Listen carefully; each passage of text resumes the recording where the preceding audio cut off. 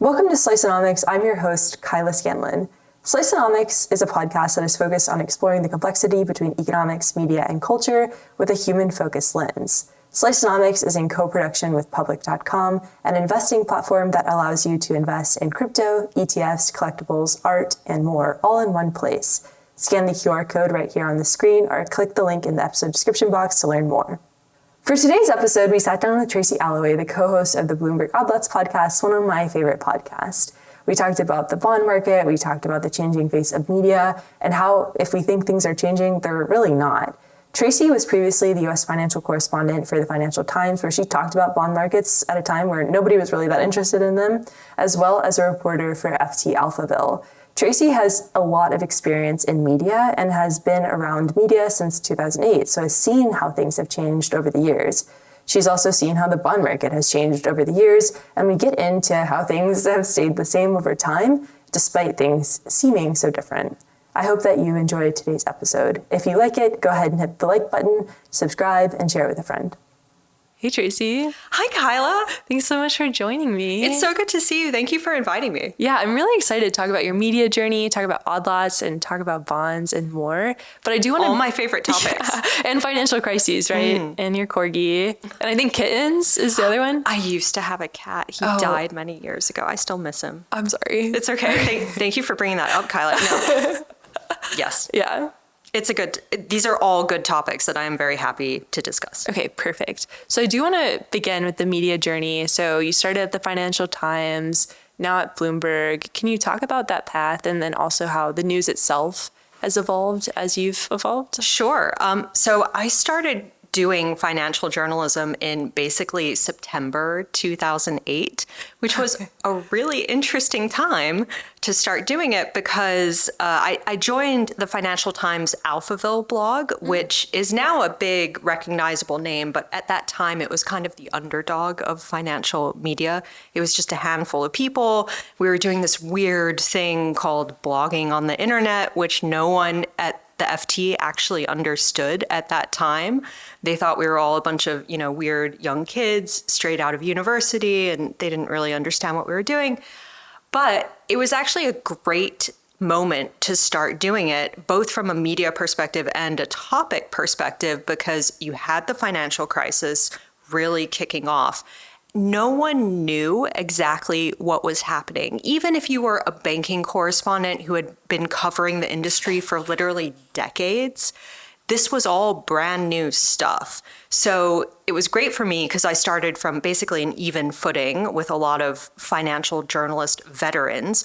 But from a media perspective, it was also great because everything was happening so fast that a lot of the traditional media just couldn't keep up. You would put out the newspaper in the morning, and then by like 4 p.m., the world had literally changed. You can't get another newspaper out until the next day.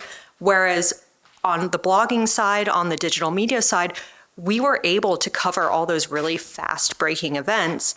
And of course, if you fast forward, this was 2008, so more than 2 decades, the traditional media has really caught up with the digital side. And I would say newspapers have moved much closer to the blogging side than, bloggers have moved towards the financial media side. So it's been a massive evolution. Yeah. And what have you noticed about how people cover the news since, you said your boss was like, what are you all doing? But now everybody's really receptive to digital media. Like, what do you think that shift was? Just media becoming more popular? I think it was an acknowledgement that the world was kind of moving so fast that media had to move with it. That was definitely part of it. But then I think we saw that a lot of readers crave detail, they crave voice, they crave nuance. And, that sort of basic newswire style of reporting, or if you think about a classic front page of the newspaper, it's like, this happened and then this happened and then this happened. It's kind of going out of style. Like, people very much want the voice of the reporter. They want the analysis. They want the context. They want the journalist to provide their expertise and sort of infuse it into the story. And so I think that's been a massive shift as well. And I think we have seen news kind of get voicier, get more analytical, give people the space to get into complex topics and give them some depth and some nuance. Yeah. And you have this incredible podcast with Joe Weisenthal called Odd Lots. Can you talk about the beginning of that and how you all have chosen to cover all sorts of different topics within there? Sure. So this was an interesting media journey in and of itself. We started Odd Lots in 2015, and it was kind of funny because podcasts had obviously been around before then, but they were still yet to become this massive thing where you would joke that like all of your friends have a podcast, your neighbor is starting their own podcast. They weren't ubiquitous yet. And so when Joe and I said we wanted to start this thing, no one said no because the space hadn't been filled yet. Our head of TV at the time basically said, I don't really understand why you guys are doing this or what a podcast is, but here's a radio booth that you can use to record once a week. And so we started doing that. Both Joe and I had other day jobs at the time, quite senior positions within Bloomberg. And so we were just doing Odd Lots for fun. And we thought we just want a venue where we can kind of dig into the things that we find most interesting and do it in a way that isn't a 5-minute soundbite on TV where you ask, 4 or 5 questions and you get 4 or 5 straightforward answers, and then everyone goes away and they're like, oh yes, now I understand this. We wanted to do something that was much more in depth. We started at 20 minutes, which looking back on it now is like nothing. Most of our episodes now run to like 40 minutes, 50 minutes.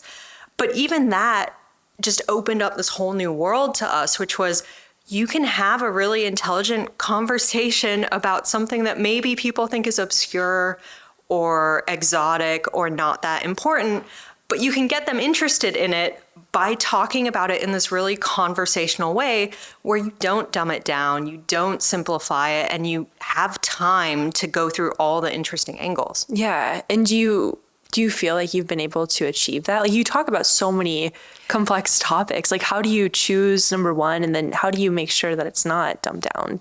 So the great thing about continuing to do Odd Lots, and we have been doing this for, it's really surprising to me, but I think it's like 8 years now, we built an audience along the way, and the audience has been fantastic because a lot of the episode ideas that we get now are coming from the listeners or the readers. Joe and I write as well, and they'll find something and they'll be like, hey guys, this would make an awesome Odd Lots. Someone was doing that today. Actually, we've had several people doing this, but orange futures recently have been like spiking, and then they've been very volatile. There's something going on with oranges. Do they have a disease again, or? I think that's what it is. Yeah. But again, everyone's going, we need Odd Lots on this, which is great. So cool. And it gives us the motivation to look into it. But beyond that, it's pretty much whatever catches Joe or my eye, like whatever we find interesting at that moment in time. And the other thing I would say is I am so glad that we called it Odd Lots because it gives us this massive flexibility to cover, again, a wide variety of topics, anything that interests us at any one point in time. I worry, had we called it like the market or something, we really would have restricted ourselves because we have been able to kind of move and evolve along with the news cycle. During COVID, we covered a lot of real economy stories, a lot of things happening in transport and shipping with logistics because they were having such a big impact and because suddenly they were in everyone's lives, right? We were all talking about the cost of freight and things like that. So I'm glad we called it Odd Lots in the end and not, market musings or something. Yeah. And what's been your favorite episode, if you can pick one? Oh, man. That's really tough. Some of the live episodes that we've done, I find they're on my mind right now because Joe and I have basically just come off a 2-month tour of travel where we went we went everywhere. We went like Austin, Las Vegas, LA, Jackson Hole. So we did a lot of live events this year. And I really enjoy doing those because you never really know what's going to happen. And it's sort of a challenge to make the podcast super interesting in front of a live audience.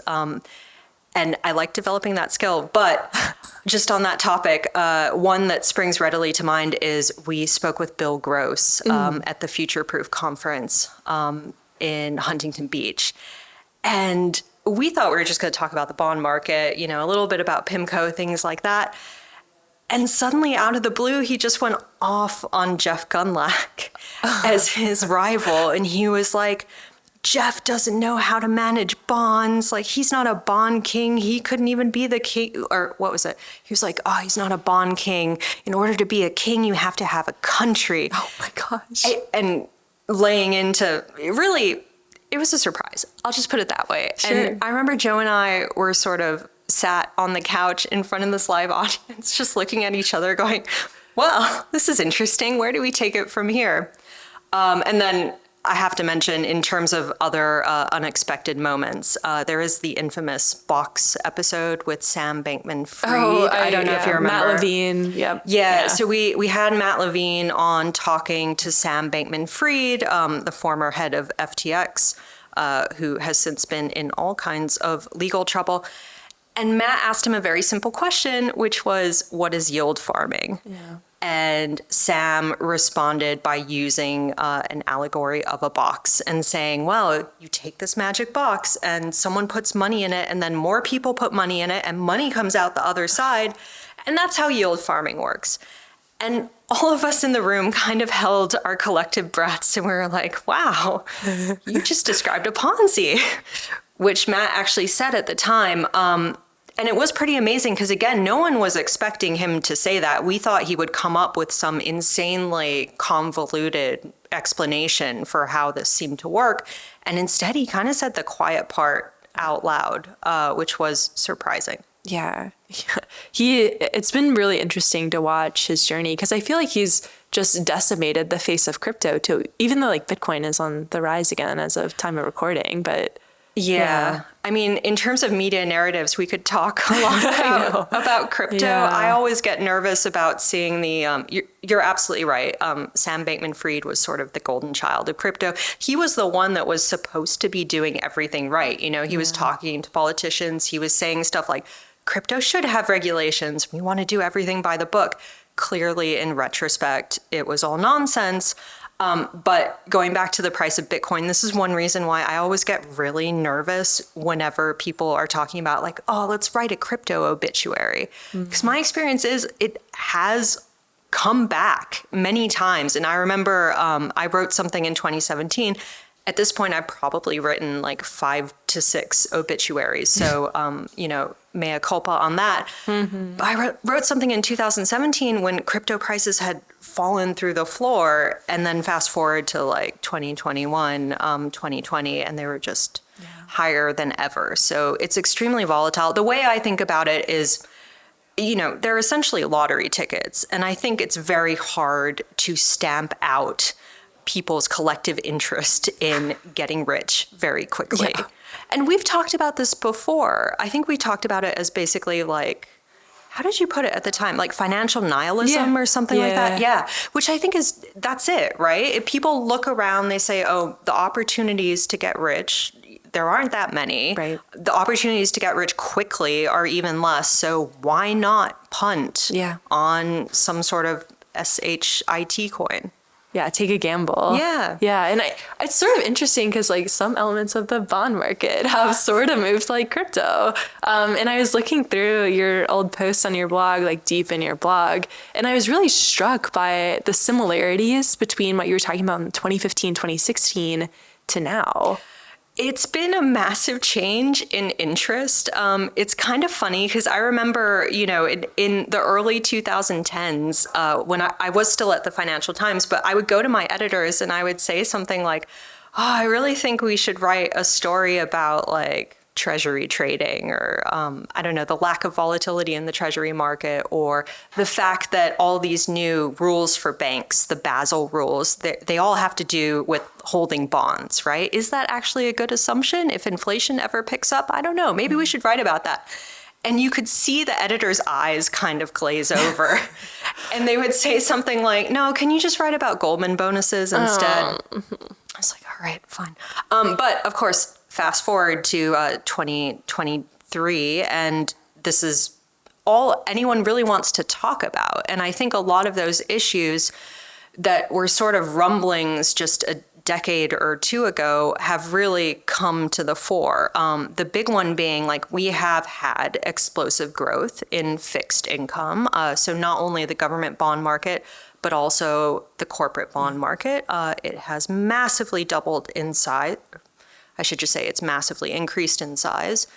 And we've also had an explosion in more obscure types of credit. So you have private debt, which has boomed even as interest rates have continued to go up.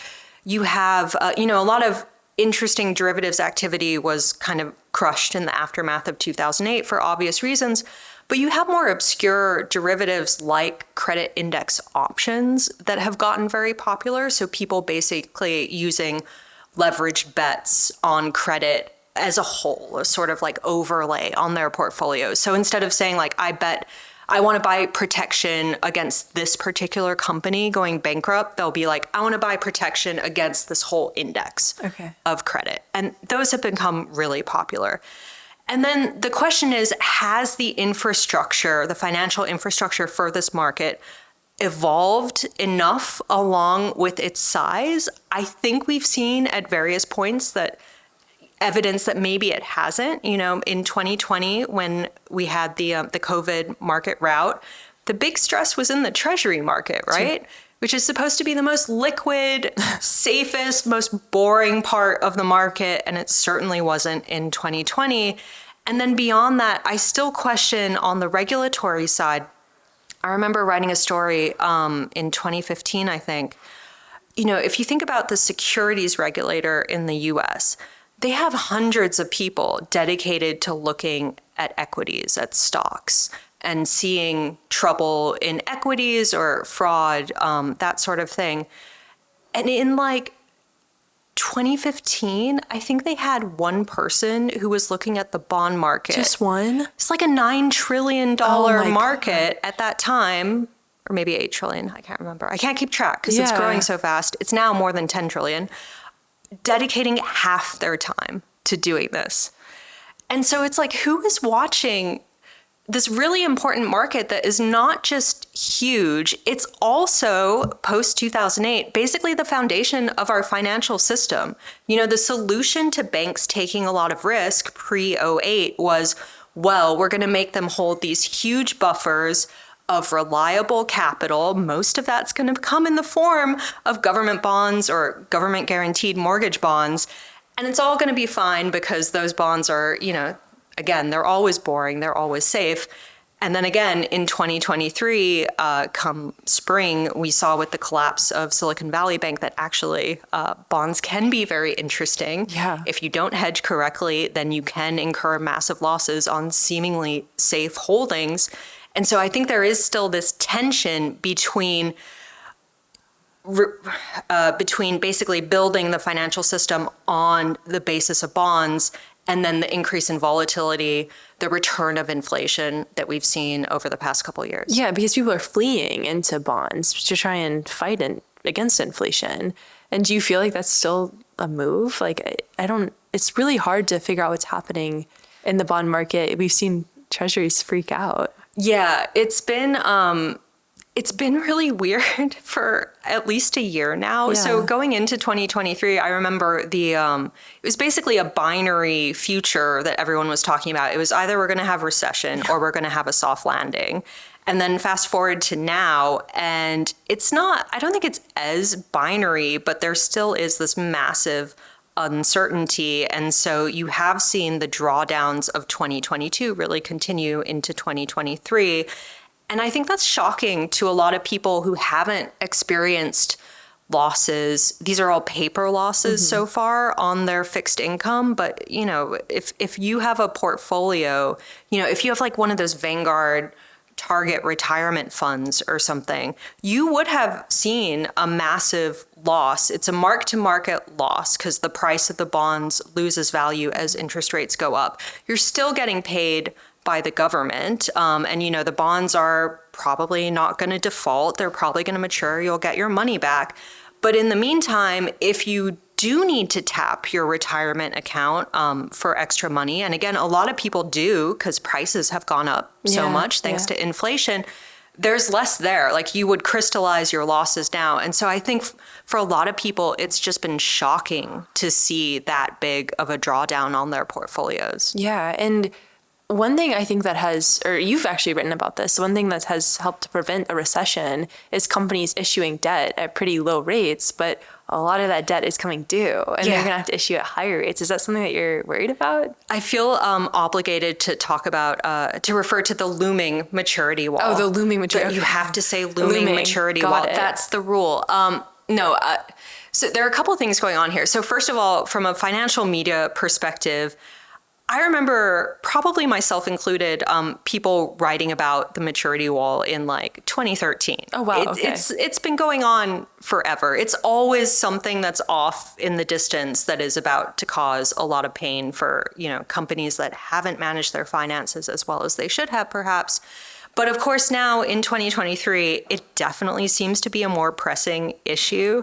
And I do think an underappreciated aspect of why the U.S. economy has been, to some extent, surprisingly resilient, even as interest rates go up, is the fact that in 2020 and 2021, we saw this huge refinancing boom. So literally anyone who had access to market, which was pretty much everyone at that point, because everyone was still searching for yield, was able to go out and term out their debt. So basically borrow for longer at a lower cost.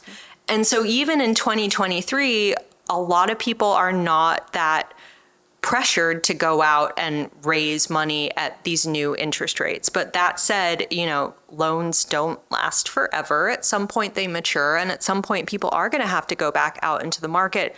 The big question to me is, how big is that pressure going to be? Do we see a softening of the U.S. economy where the Fed maybe starts to reduce rates, or at least start talking about it, before all these companies have to refinance? And that could be a possibility. I think the majority of the looming maturity wall is like end of 2024 into 2025. So there's still some time. Yeah. And like there's an election that happens in between that. And so who knows what the Federal Reserve, not that they're influenced by politics, but, a little bit. Anything can happen. Yeah. That's one thing I've learned. Yeah. And I think too, mortgage rates are sky high because of the Federal Reserve hiking. And so do you think like who's hurting more? Like, do you think it's companies or consumers, or is it sort of both?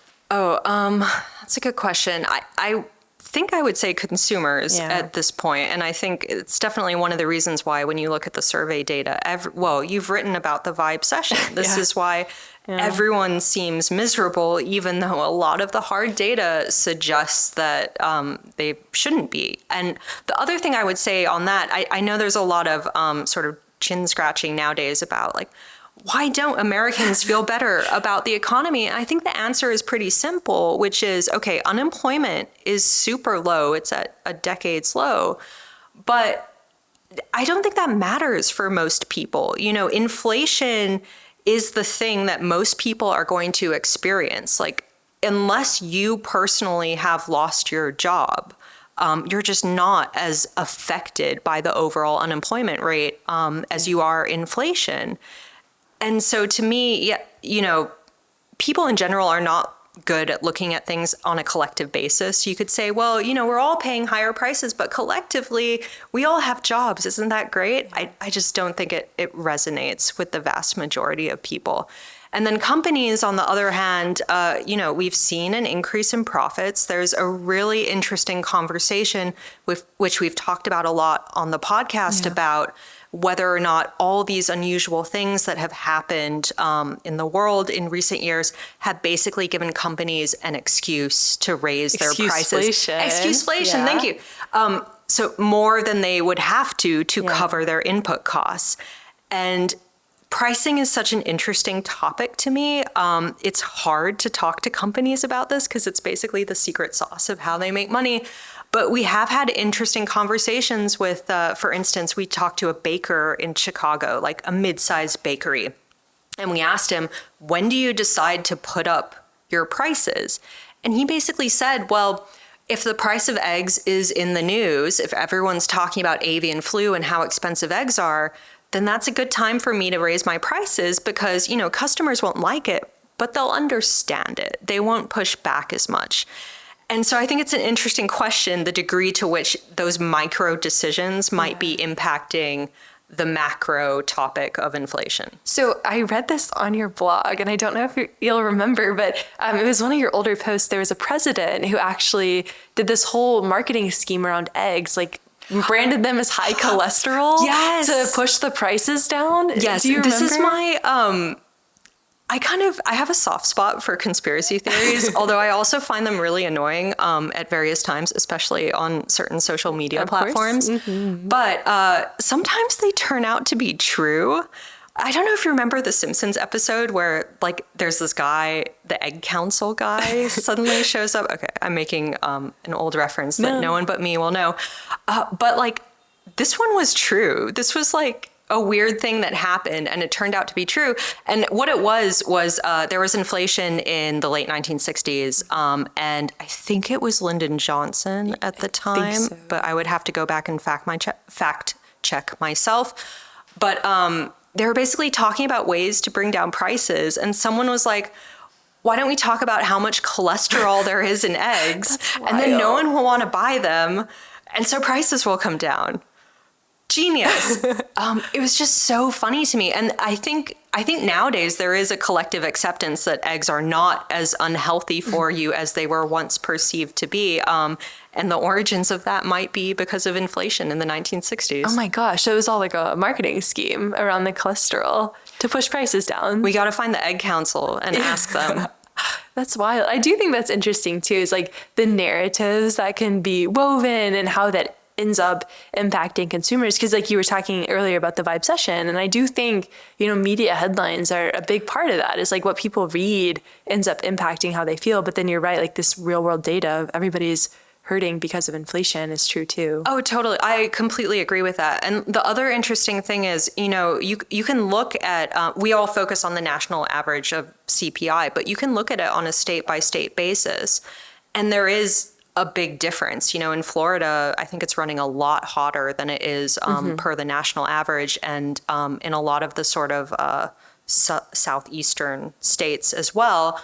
And this is kind of pushing the hypothesis a little bit far, but I have seen, some respected analysts and economists make this line of thinking, particularly Paul Donovan at UBS, which is, if this is a red state and they're listening to certain media outlets that are talking about how bad the economy is under Joe Biden, how there's inflation everywhere, going back to the excuseflation idea, it gives companies a better position from which to raise prices. They are not going to get that much consumer pushback because the consumers are watching every day these media headlines going, oh, inflation is out of control. So they're not going to be as shocked when they go to the grocery store and eggs are, egg prices have gone up 12%. Again, that's my own personal conspiracy theory. But I have seen like a few interesting tidbits that might support it. Yeah, and I think it's tough too, just like the concept of inflation. Like people hear inflation is going down and they're like, oh, that means prices are going down. Yeah, and sadly not. I think that's just tough too. Is like the terminology can be really confusing. Totally. Well, there were Walmart earnings just this morning, and everyone's looking at that going, oh, Walmart's talking about deflation. And actually, if you go back to what they said 2 months ago, they were talking about prices going down, but they made it very clear that prices are going down compared to last year. They are still very much higher than they were 2 or 3 years ago. So I think it's, another reason why people feel pretty bad at the moment, because we aren't seeing a return to those prices. We're not going to see a return to those prices unless there's a disaster with the U.S. economy. Do you feel like there's going to be an adaptation to the new normal? I mean, I think human beings are endlessly adaptable. Certainly companies are endlessly adaptable in their pricing and sales strategies. It does feel to me like my base case is we glide lower in terms of benchmark interest rates, but that we have a lot more volatility than we used to. And part of that is that idea of cascading one-off events. So, I mean, I can't even remember all the things that have happened just in the past 3 years, but we had a global pandemic. We had Russia invading Ukraine. We now have the Israel-Hamas war, just all these emergencies, and then layer on top of that more volatile weather patterns, supply chain issues, maybe a tendency towards deglobalization. So, we're getting more spheres of influence in the global economy versus everyone kind of developing together. And it seems clear to me that we are in for a more volatile era, whether or not that means permanently high levels of inflation and interest rates, I think remains to be seen. But going up and down a lot more seems certain. And you've also been tweeting a little bit about the weather crises and how I think it's El Niños, companies that mention El Niño. Yeah. Yeah, that's right. So I find that climate change is sort of a challenging topic from a media perspective, especially a financial media perspective, because it seems like it would be an obvious one for people to be interested in, but actually it is kind of hard to get people to click on climate change headlines. I think a lot of people have just been sort of worn out by a lot of the negativity. Spooky, yeah. Yeah, it's sad and it's spooky and you feel completely helpless. So why would you read this? But on the other hand, I always viewed climate change as it's a supply chain story. Things that were possible with a particular type of weather or climate are no longer going to be possible if we have these significant changes.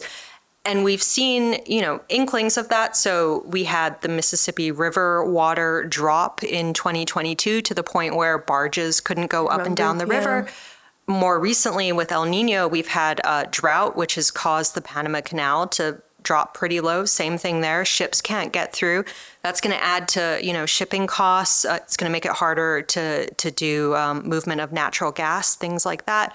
And we have seen the impact of El Nino in some stocks. So I think there was a Morgan Stanley analysis where they basically said that companies which have mentioned El Nino in their earnings calls or have mentioned more volatile weather or some similar phrase have seen their equities underperform by, I think it was up to 25 percentage points year to date. Oh my gosh, wow. Yeah, so that's not the average, that's the extreme, but there has been some impact. And in fact, there's a really cool function on the Bloomberg terminal where you can look up filings and search for keywords. And so if you type El Nino in there, you can see the sheer number of mentions has been going up, as has words like volatile weather or supply chain disruptions, things like that. So the evidence that this is happening is definitely there. Yeah. I'm so sorry. It's because we talked about it. Yeah, sorry. So this will be my final question, but I do want to bring it back to the Treasury market because number one, did they ever hire another regulator to look at the bond market? I don't know. So this was the corporate bond market, just to be clear, not treasuries. Not treasuries. Got it. But the answer is I have no idea. Okay. I should call up the SEC and ask them. And then number two, a lot of people are worried about the level of the national debt, but I do think a bigger conversation has to happen around interest payments. And so as you're analyzing bonds and looking at all this stuff, financial crises and hindsight, is the national debt something that you're looking at and concerned about? Yeah, I think there is a sort of feedback loop between inflation and higher interest rates, and then the government has to make higher interest rate payments, and then maybe there's an incentive to let inflation run a little bit because debt becomes cheaper in an inflationary environment, and then interest rates go up again, and then the government has to make higher payments, and then we're back to where we started. I do worry about that. But when it comes to government debt, it's a weird one because I can keep myself up at night going oh my God, we built the entire system on government bonds with the assumption that inflation is going to be low, volatility is going to be low. In 2023, that's not the case. But the other thing I've learned from doing financial journalism for a long time is that the world tends to muddle through. So in 2020, when we had the Treasury rout, we had a big sell-off in corporate bonds too. The Fed announced all these new facilities and did a pretty good job in retrospect of calming the market. I'm not going to say that it didn't add to long-term issues in fixed income. I've seen investors and traders in corporate bonds who are well, we're just going to buy whatever now because we know if things get bad enough, the Fed's going to buy these, and the Fed's always going to be a backstop now. It's opened the floodgates, crossed the Rubicon of credit, however you want to put it. So there are big long-term questions, but in the short term, it feels like we muddle through. So I think I've said this before to Joe, that I'm always sort of short-term positive and long-term negative. Yeah, that's my life outlook. Things are okay in the short term, but over the long term, it's probably bad. Wow, I feel like it'd be the opposite. Yeah, I know. Okay. Is it, why? Well, because I think we're pretty good with coming up with short-term solutions that then come back to haunt us. Long-term problems, yeah. And so 2008 is kind of a perfect example of that, right? Like, we had the big banking system collapse. Then we came up with new solutions around bank regulations. We said, we're going to make banks hold all these bonds, and then it's going to be fine. And then 2023, we discover actually it's not fine. Banks have incurred massive losses on their bond portfolios to the point where they are now causing bank runs along with some other issues. And so I think the world is so complicated now, it's just hard to calibrate all these different things. And central banks are very good at coming up with individualized, tailored solutions for a specific problem. And usually it's under emergency circumstances. They do this when things are very, very bad. And so it's hard in that specific moment in time to calibrate what the long-term consequences actually are going to be. Yeah, and I think one thing that we've sort of seen with the Fed is like nobody really knows. Like, we have these solutions, but nobody knows how they're actually going to play out. Oh, totally. And just going back into the recession discussion going into 2023, I mean, one of the reasons a lot of people thought we were going to get a recession was because the yield curve was inverted, which was supposed to be something that happens before recessions. And we can talk about when exactly the yield curve says a recession is supposed to happen. People argue over the timeline. I think it's like 12 to 24 months, something like that. But there's also a pretty strong argument that maybe it's different this time. Maybe the economy has been so fundamentally changed by COVID that these old rules of the financial system just don't apply anymore. Or maybe because banks have to hold so many bonds nowadays, you can't look at the yield of debt and extricate information about economic forecasts from it. Like maybe people are just holding bonds because they have to. Right. In which case the yield curve wouldn't be as useful an informational signal as it used to be. So that is one thing that makes this whole economic era so much trickier, so much harder to understand, and it certainly generates lots of fodder for podcasts and financial news. So that's the one upside. Yeah. And this will actually be my last question, because I'm just curious, you cover so many topics on the podcast, you covered so many topics on the blog and in your writing. What's the most interesting thing that you're looking at right now? Right now? Oh my gosh. I want to do more on corporate pricing strategies. Okay. Because it's just, Joe and I started to do it earlier this year. We had a few episodes with, I don't know if you know her, Isabella Weber. She's a German economist. She's amazing. Did she write Seller's Price Inflation? Yes. Yeah. And so excuseflation is basically a synonym for that. I've seen people put it in like lots of different ways. I've also seen profit-led inflation. Yeah, and people keep on coining greedflation and associating it with her, but it's not. No, it's not greedflation, because the instant you say greedflation, everyone's going to be like, oh, companies were always greedy. Nothing changed. To me, the thing that changed was you're in an environment where they have an excuse to raise prices, and they can, and consumers can't push back as much anymore because everyone's doing it at the same time. All the companies are raising their prices at the same time. So there's not a lot of consumer choice. So I really want to dig deep into that issue, because I think not only is it sort of the essence of inflation, and too often we're looking at inflation as a macro variable when in fact, the actual prices we're paying are for goods and services. So it's really interesting to look at the decisions behind those prices.